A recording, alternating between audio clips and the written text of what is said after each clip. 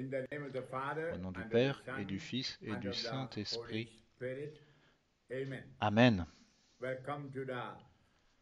Bienvenue pour ce troisième épisode de nos réflexions sur le carême. Nous en avons déjà eu deux.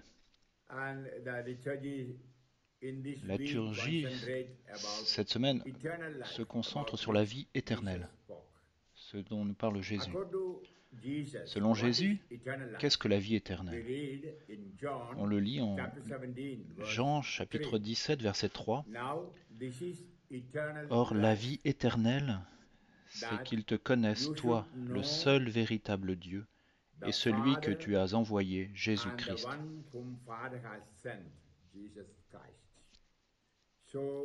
Et donc, la vie éternelle, c'est connaître le Christ Jésus et son Père. Et connaître selon la Bible, ce n'est pas quelque chose simplement intellectuel. Selon la Bible, connaître, c'est avoir une relation personnelle. Dans nos vies courantes, c'est la même chose. Quand je dis je connais Daniel ou je connais Jean ou je connais Pierre, ça signifie que j'ai une relation personnelle, ce n'est pas simplement une connaissance intellectuelle. Et davantage encore quand je dis que je connais Dieu. Par exemple, nous lisons l'histoire de Joseph et Marie. On nous dit qu'ils ne se sont pas connus. Mais ils étaient mariés, ils se connaissaient très bien. Mais ils n'avaient pas encore cette relation. Et en fait, dans le monde entier, la plus belle des relations, c'est la relation sexuelle. Et donc, Joseph et Marie n'avaient pas eu ces relations sexuelles, donc la Bible dit qu'ils ne se connaissaient pas. Et donc, il nous faut connaître la signification de cela. Connaître Jésus et son Père signifie avoir une relation personnelle avec Jésus, c'est-à-dire d'être amoureux de Jésus. C'est ça la vie éternelle. Beaucoup de chrétiens, particulièrement les catholiques et les orthodoxes, pensent que la vie éternelle commence à notre mort. Et donc après notre mort, on prie, on célèbre des messes pour envoyer l'âme dans la vie éternelle. Non, mes enfants, la vie éternelle commence dès maintenant à notre baptême. Nous devons savoir qu'au baptême, nous sommes nés de nouveau. Au baptême, nous sommes devenus enfants de Dieu.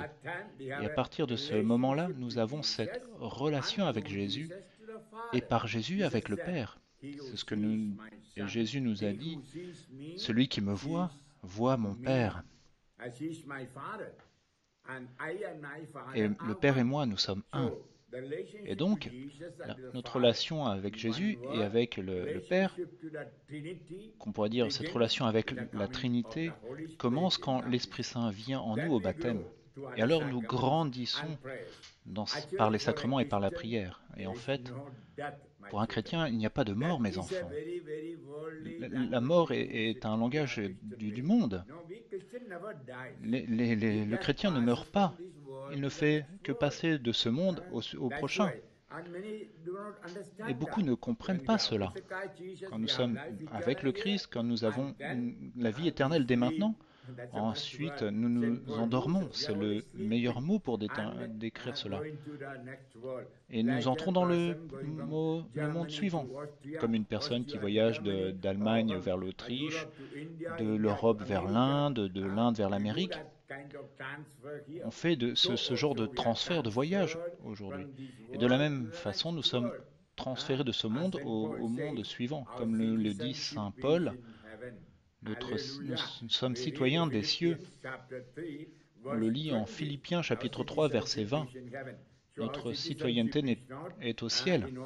Et donc nous ne sommes pas citoyens d'Autriche, de Roumanie, d'Inde, d'Afrique. Non, non. Notre vraie citoyenneté est au ciel, dans la vie éternelle. Et c'est pour cela que l'Esprit Saint nous a été donné au baptême. On le lit en Éphésiens chapitre 4 verset 30. Ne contristez pas l'Esprit Saint de Dieu qui vous a marqué de son sceau pour le jour de la rédemption. Alléluia. Méditons sur cela. Quand nous sommes baptisés, Notre âme est scellée, comme quand on va demander un visa pour voyager. L'officier nous regarde, voit le papier et appose un sceau, un visa, pour nous permettre d'entrer dans ce pays. Mais notre première entrée, généralement, le visa est temporaire, peut-être pour un mois, 2 mois, un an, 2 ans. Ce ne sont que des visas temporaires, n'est-ce pas? Et de la même manière, nous avons reçu un visa temporaire pour le ciel à notre baptême. Alléluia. Notre vie sur cette terre est temporaire. Comme je l'ai dit au premier enseignement, beaucoup n'aiment pas cela, mais toutes les choses temporaires vont disparaître. Et alors nous entrerons dans les choses éternelles, la vie éternelle, c'est-à-dire la vie avec Dieu. Et c'est ça la réalité, c'est ça notre citoyenneté. Et donc quand nous sommes sur terre, nous devons nous assurer par notre prière, par nos pénitences, par la messe, et en faisant la charité bien sûr, quand nous aidons les autres, nous accumulons des trésors au ciel. Avec tout cela, nous préparons à obtenir un visa permanent pour le ciel. Quand on vit quelques mois dans un pays, souvent le pays donne un visa permanent. Et donc, quel que soit notre visa permanent que nous ayons pour l'Europe, les États-Unis, cela disparaîtra. Mais nous devons avoir un visa permanent pour le ciel. Et donc, mes enfants, faisons des efforts, essayons de nous assurer d'obtenir ce visa permanent. Comme on peut dire avec humour, quand on quittera ce monde, la personne que nous rencontrerons en premier sera Saint Pierre avec la clé. Et il regardera si nous avons notre visa ou pas. Si nous avons ce visa permanent pour entrer au ciel. Pour cela, nous devons être dans la grâce, nous devons vivre une vie sainte, sinon on ne pourra pas entrer. C'est ce que nous dit Jésus aujourd'hui, dans l'Évangile et par les lectures, pour nous faire prendre conscience de cette éternité. Oui, nous devons vivre dans l'éternité. Quand je le dis, tout ce qui est temporaire peut être transformé dans des valeurs éternelles. Je vais lire en 2 Corinthiens, chapitre 4, versets 16 à 18. 2 Corinthiens, chapitre 4, 16, 18. C'est pourquoi nous ne faiblissons pas. Au contraire, même si notre homme extérieur s'en va en ruine, notre homme intérieur se renouvelle de jour en jour. Car la légère tribulation d'un instant nous prépare jusqu'à l'excès une masse éternelle de gloire. À nous qui ne regardons pas aux choses visibles, mais aux invisibles. Les choses visibles, en effet, n'ont qu'un temps. Les invisibles sont éternels.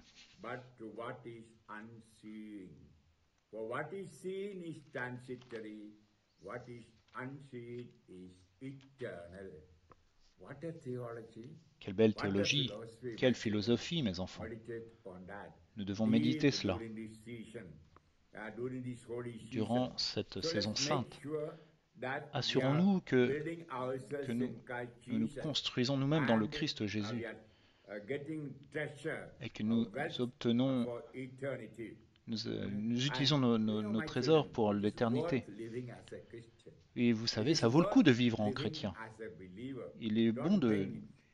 Ça vaut le coup de vivre en suivant le Christ. Beaucoup pensent qu'on perd notre temps en priant, on perd notre temps, notre argent en aidant les pauvres. Non, il est bon de vivre selon les valeurs du christianisme. Beaucoup me demandent, Père, est-ce que vous êtes heureux d'être un prêtre? Je dis oui, ça vaut le coup d'être prêtre. Vous ne pouvez pas savoir la joie et le bonheur qui m'habite, malgré le syndrome de Guillain-Barré, ma chaise roulante et les grandes douleurs que je vis dans mon corps. Cette joie et ce bonheur que j'expérimente, je ne peux pas l'expliquer. Je ne peux pas l'expliquer avec des mots. Personne ne peut comprendre. Par exemple, mes enfants, la semaine dernière, j'ai prêché une retraite à plus de 2000 Croates. La salle était remplie. Il faisait -3 dehors. Et pourtant, des milliers de personnes sont rassemblées pour écouter la parole de Dieu. Et j'y suis allé en voiture pendant 4 heures.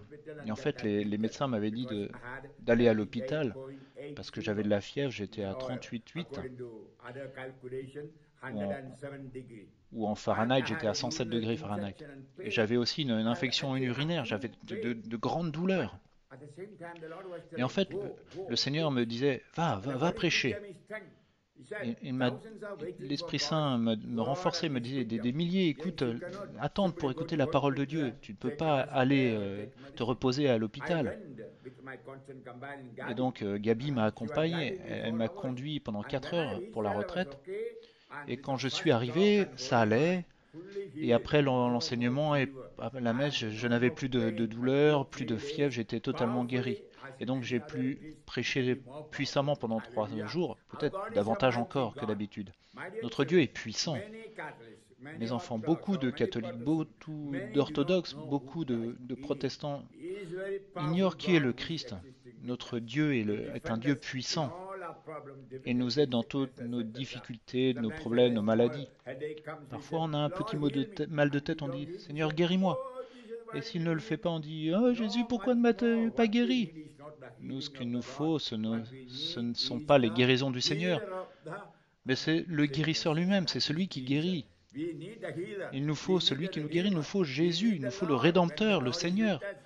Et quand le Seigneur est avec nous, rien ne peut nous affliger.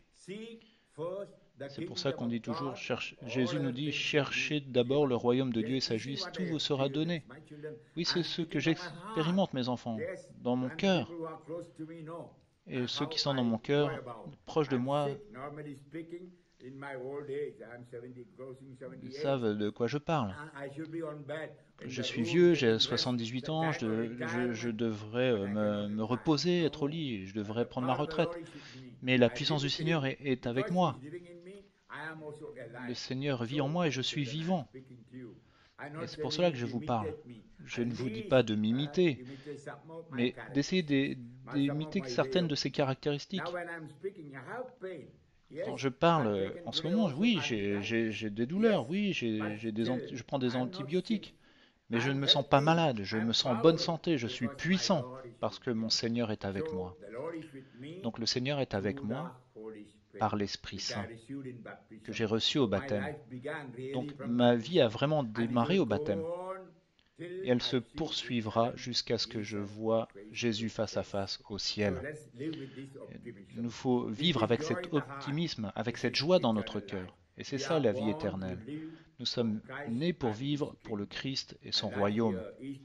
Notre vie ici est temporaire et nous devons penser à l'éternité, à Jésus, au Père, à l'Esprit Saint, l'éternité, les saints et les anges. Fermons nos yeux et prions et prenons un chant pour le Seigneur. Viens, come into my heart, Lord Jesus, come in just now, come in to stay, come into my heart, Lord Jesus. Seigneur Jésus, je prie pour tous ceux qui m'écoutent, tous ceux qui écoutent ces enseignements, ce troisième enseignement de réflexion sur le carême. Je parle de la vie avec Jésus, qui est la vie éternelle, qui a commencé à notre baptême et qui se poursuivra dans toute l'éternité, où nous pourrons te voir face à face. Je dépose toutes ces personnes dans le cœur de Jésus par le cœur de Marie. Je les bénis, Seigneur, qu'ils puissent bien méditer sur ce qu'ils ont entendu, qu'ils ouvrent leurs yeux intérieurs pour qu'ils puissent te voir, ouvre leurs oreilles intérieures qu'ils puissent écouter ta parole, ouvre leur cœur intérieur pour qu'ils puissent expérimenter ce que les yeux n'ont pas vu, ce que les oreilles n'ont pas entendu, ce que le cœur n'a pas entendu ni compris jusqu'à maintenant. Seigneur, que durant cette vie, lorsqu'ils feront de bonnes œuvres, qu'ils vivent une vie sainte, qu'il permet leur de se concentrer sur leur futur, c'est-à-dire la vie avec toi, la vie éternelle, qui est déjà commencée. Donne-leur des pensées spirituelles et garde-les des mauvaises pensées, garde-les des péchés, de toute occasion de péché. Je les bénis au nom du Père et du Fils et du Saint-Esprit. Amen. Que le Seigneur vous bénisse. Gloire à Dieu. Alléluia.